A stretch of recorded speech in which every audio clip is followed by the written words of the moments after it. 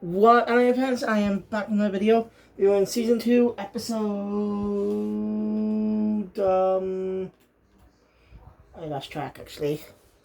Basically it's basically it's the 48th episode of the anime, combining the two seasons together. So yeah.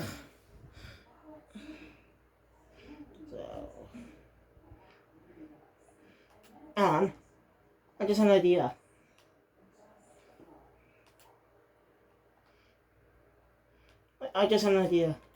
I'll just go click on it, count the episodes, and I'll be able to remember properly. And I can tell you the exact number. Let's see. Should be at the top.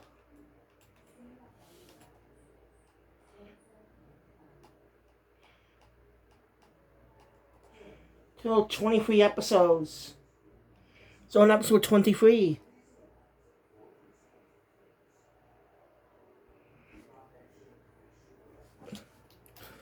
So yeah, before I go on, I want to mention something about my animation channel, Spinjitzu Master. I'm going to be deleting episodes 6 and 7 of Lego Friends Next Chapter because Lego made a big blunder and didn't know it until now. They released episodes 6 and 7 out of order, in the wrong order. Basically, the Leo episode was episode 7. The one about Leah and the Pacey singing thing type of episode was episode 6. And yet, they came out with different episode titles. So, it wasn't really my fault, but I'm going to be deleting those two videos, redo them in a freeway review. So expect that on my animation channel, so subscribe. But yeah. I'll be doing Pikachu and Pokemon tomorrow, because I want to catch up on the show anime first.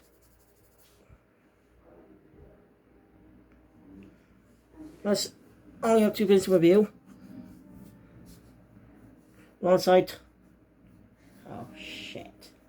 I could just do Go Rush the next day. Only one thing. So yeah. A lot of things are going to be happening too. Jump Buster. We got some news about some stuff that's coming in this year's Jump Buster. Like, we got an adaptation of the Hokkaido Girls manga, possible adaptations of Dandadan and more, Blue Box and a lot more. We're just going to wait for December to find out more information. And Aniplex recently held their news festival, and it's about the Blue Exorcist, one of them is about the Blue Exorcist anime. I'm really disappointed in that reveal, because it's basically another season. Not against other seasons, okay? Not against that. Okay, because it's a good series. But what I'm trying to say is it was marketed as a new anime. What does it mean just because under a different studio marks it as new? No. No, it isn't. One Punch Man is also animated by a different studio. Well, for season 2. But that's not considered a new anime. It's considered part of the same season. I just think a reboot would have worked a little better, in my opinion. Because the manga never got properly adapted. They make much more sense. Because there's been a long gap between seasons 2 and 3. It's been a long gap. Last I know is the cast are returning. And it's premiering sometime next year in 2024. So I've got plenty of time to watch the anime on DVD. Plenty of time. So expect that someday. But now, like I said, I'm going to be focusing on other stuff first. Anyway, let's get into the episode. Right, this is nothing to do with Jump, obviously, because this is a Kodansha anime. So the episode continues where we left off. With Ziggy appearing.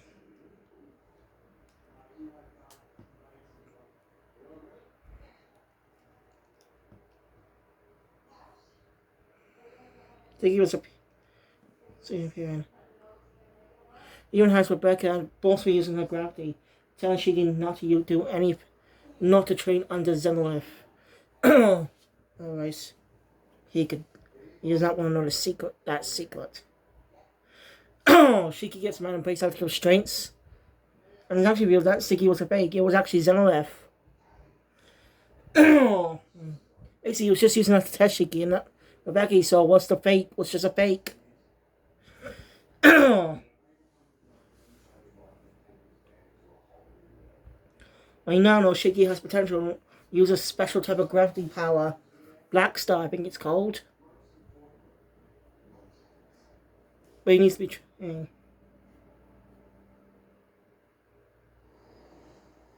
After that, more training. Rebecca goes and takes a bath. Out of the virtual system. Rebecca goes and takes a bath.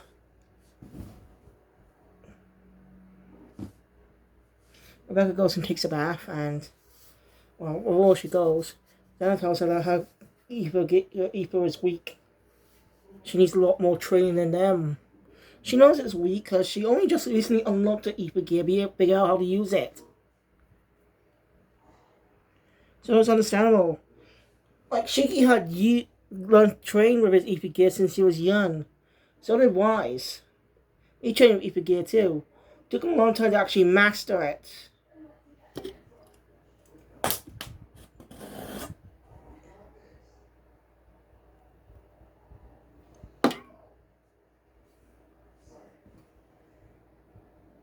So I just killed a spider. I think. I think I killed it. I don't see it.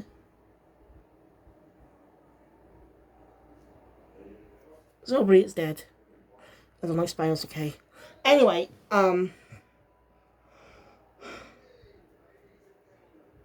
it may be weak, but Rebecca does have a lot of potential with her ether gear. Can change the world. So if she learns how to master it more, if she learns how to master it, she could be unstoppable.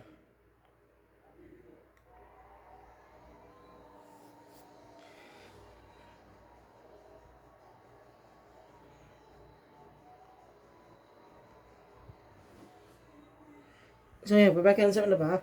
Which ends up helping her kind of train in the bath. Not exactly Rebecca wanted either. And we cut to Charme. Narrate about specific things we already know. You know, keeping the audience up to date. And after that. Alright, I don't know why Kodansha does not have their own festival. Like, Shueisha has their own festival for announcing new manga and stuff. Announcing new at specific things relating to specific popular series of theirs. It's called Jump Fest, as we know. I understand they don't probably have a good name to name a festival, but still, they can announce a lot of projects of their own to compete against Shueisha. And that's what makes it harder as a manga fan, who's someone who really likes manga. A lot of titles you can actually get physically are Shonen Jump manga. Like, you're more accessible than Kodansha manga for some reason. Especially with Kodansha's new K manga, which is abysmal, according to a lot of people. I don't know, because it's not available here. And Miss Manga is also not available. So when this manga comes, I'm going to definitely be reading Zone 100. Because that is a good anime, and I want to see the manga that's it based off. What I'm trying to say is, Kodansha should really... So does Shogakukan. Like, they should all have their own monthly series. Their own festivals. Like, Shueisha actually shares their festival. Game companies that partner up with to announce games like Square Enix when they announce Final Fantasy games. And Square is a great collaborator with Shueisha because of Dragon Quest. Don't forget, Dragon Quest was a manga. Dragon Quest was a game series created by Enix way back in the day. Predated Final Fantasy. And well, it's so popular, it got a manga, it got a few stories, a manga published in Weekly Shonen Jump, Dragon Quest The Adventure of Dai, or Jump Force calls it, Dai's Great Adventure. Yeah, it's some reason called Dai's Great Adventure in Jump Force. Don't ask me why. I don't know why Dai's the only character from that series. No Hyunko, Crocodile. I'm gonna flip it. I'm just saying. That's and this is what the reason it was published in Shonen Jump because Square at the time did not have Square Enix did not have their own manga publishing. Did not publish manga at the time. I only started that a few years ago. So they're good business partners of Shueisha.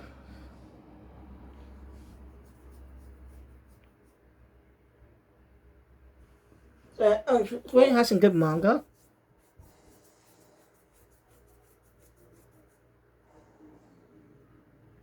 Right, they have Full Metal Alchemist, a brilliant shonen series. Even some of the most recent anime are from Square Manga.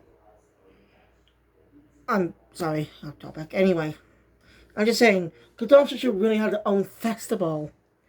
They could and plan to become more well known. They compete against Shueisha. They do well competing against them in Japan, but not in Western territories. So Shueisha has more sales in Western territories than America, than Kodansha. Which is kind of sad. We got Shueisha's backing from Shogakukan, where Shueisha used to be a subsidiary under back in the 1920s. That is the truth, actually. That is true. Shueisha used to be part of Shogakukan before their weekly manga series came out. Now, it predates manga.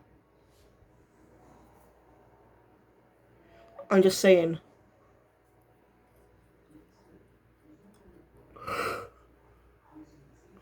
So yeah, Shogakukan. So yeah. Anyway. Once we get glimpses of training, and Charmaine says the training is boring, so she skipped 7 days. It's kind of true. Training can be a little boring, if if you have a short amount of time.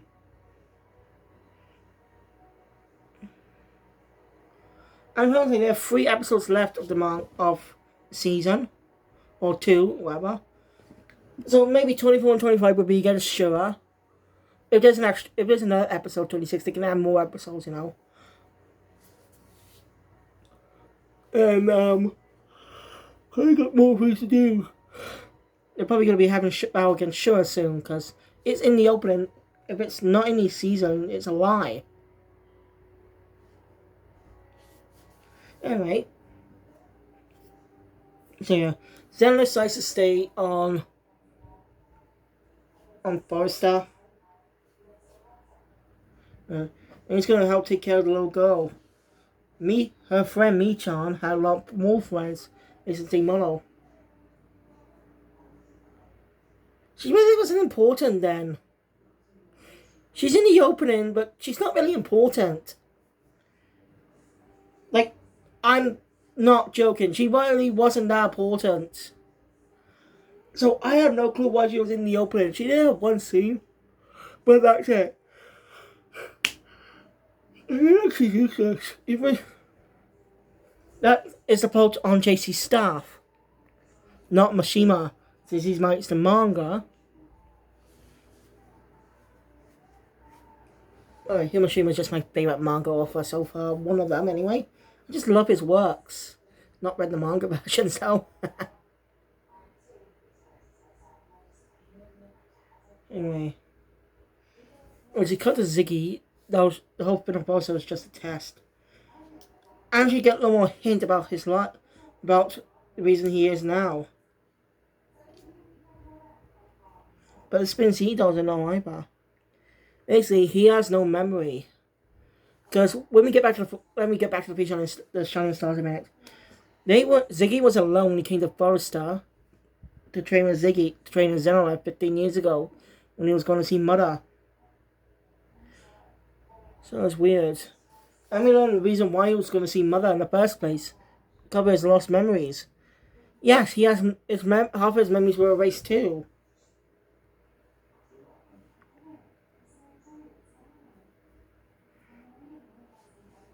He just, like, as you can remember, he was just building the amusement park. So yeah. But when he found Shiki, it felt more greater importance on him than his memories, so he just took him in. But he believes that was a mistake now. Well, whoever revived him, not even he knows who revived him, all his lost memories have come back to become robots to rule over.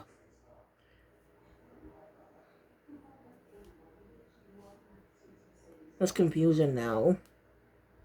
Zuki's memories, that means he used to be a bad guy. But whoever rested memories must have reprogrammed him as well.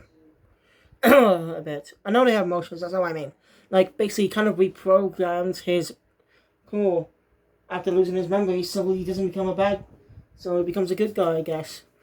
Oh, still there are questions we don't know. When we get one answer, we just leads to more questions. That's what I like about mysteries. I just love mystery stories now. Because when you solve one mystery, when you find one answer to this mystery, more questions pop up. It's very fascinating to think about. So anyway,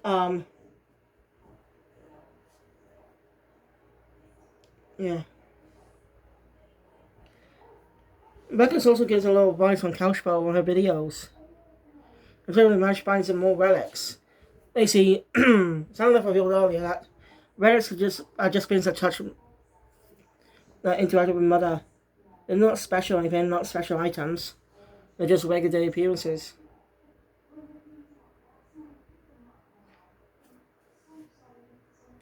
So yeah. So we have to collect the Nerve Mother's essence on the Mud Planet.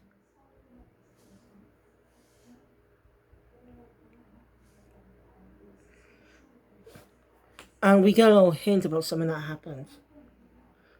Like, there's still that mystery revealed to the end in the Norma arc. During the Norma arc of the Mark series.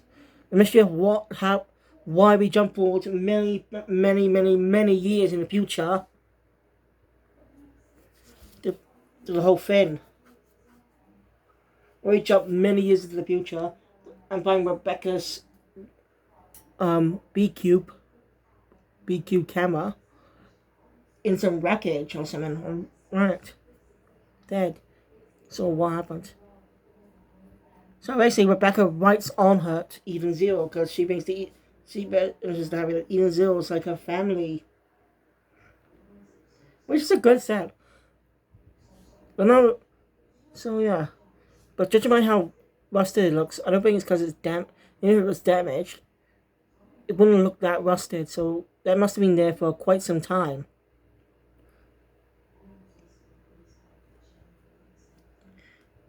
I'm sure, I think Mashima does have a plan for that, but if he doesn't, then it's kind of, it's just what writers do.